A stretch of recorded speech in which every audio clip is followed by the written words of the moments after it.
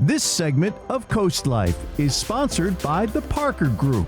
CoastLife, we love keeping you in the know with all things real estate related. Paige and I don't know a whole lot about all that, but good thing our friends from the Parker Group, Rachel and Dustin Parker, do know everything when it comes to real estate, and we love that you guys join us and educate us and keep us in the loop. So a few months ago, one of the first times we sat down and talked with you guys, there was sort of a legal situation going on in the real estate market. We're kind of revisiting that conversation today, so maybe refresh our memories and then bring us to where we are today.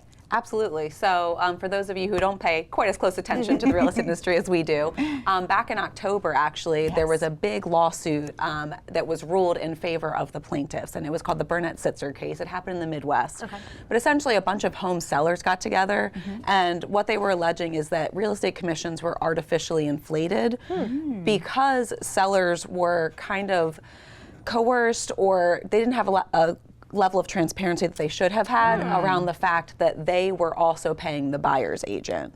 So the way traditionally that real estate commissions work, and it's been this way for as long as we've been in real estate, really for quite some time, is that if I was your real estate agent, you were selling your home, I would come to your house, give you a listing presentation, show you what we were going to do to market your home, and then we would sign an agreement where we would negotiate the commission that you would pay. Generally, that commission rate gets split between the buyer's agent and the seller's agent. So if I was your agent as the seller and Dustin brought the buyer, we would share the commission. People have argued that maybe it's not in the best interest of the buyer that the seller should be paying the buyer's commission based on a percentage of the sales price, because you're essentially incentivizing the price to be as high as possible, not in the best interest of the buyer. And then on the other hand, too, when you compare commissions in the United States to other countries, our commission rates do tend to run higher. And so the argument that the plaintiffs in this case were making, and now NAR has settled, is that this structure is causing an inflation of commission rates. Gotcha. I know it's a lot to talk about. It is, it's a lot to unpack. That's kind of the 101 of it. You explained it well, that you kind of, dumbed it down for us, you know, which we need. No, it is what we need, because we're not familiar with so many of the terms and really just kind of the situation at hand. So it brings us up to speed in a way that now we kind of understand the lens that everybody's looking at this through. So all of that is kind of what happened in October. Just this past Friday, what happened was the National Association of Realtors, they were awarded a pretty hefty penalty in that court case. They decided to settle it and make some changes to how listing agents and buyer's agents are compensated. Interesting. And so I'll be quiet for a minute and let Dustin take over a little bit. But the settlement was pretty big news in the industry. Yeah, so I think it's going to certainly change how people transact in real estate moving forward. And I think the intent of the settlement, and then subsequently the DOJ is also continuing to push for this, is that sellers compensate their agent specifically, and that buyers would then compensate their agent. And so that it kind of shifts things a little bit in the industry, where buyers have to think about the cost of having an agent represent them through the process, versus before it was kind of on the seller's shoulders, and it was still kind of built into the price and things. But now it's a little bit more intentional around that buyer thinking about who they want to represent them and how much they're willing to pay.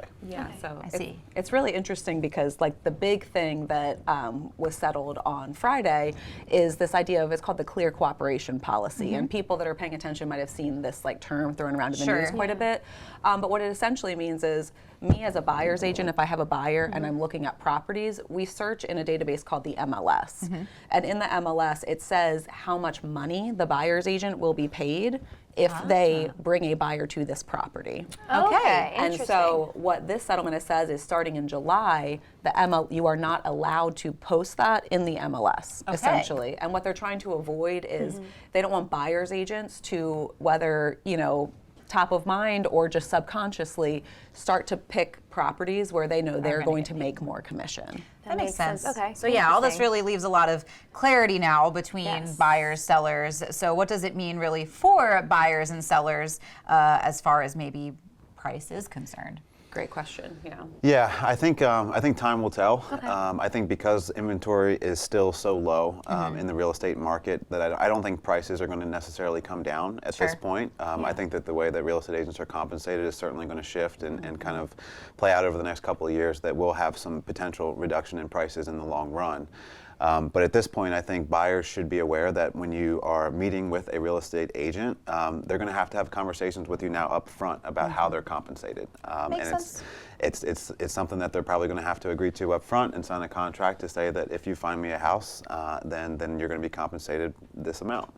And there are still cases, and there likely will be for a long time, where sellers are covering a portion of that commission, but it's not their responsibility to do so. It ultimately will be the buyer's responsibility. This is really good information for people looking to buy or sell. So thank you for, like I said, just kind of explaining this, clarifying it, because sometimes I think it brings a lot of anxiety selling or buying a home. Especially already does without lawsuits and things without involved. lawsuits involved. Exactly. So thank you. We're lucky to have you guys. Absolutely. Yes. And then another reason why we just love having you to clear things up for us. Everybody's on the same understanding, and why you guys are so knowledgeable and know what you do. It makes such a valuable resource, really. But we do have some more CoastLife headed your way if you're making some movie plans for the weekend. We've got something, a little preview for you coming up next.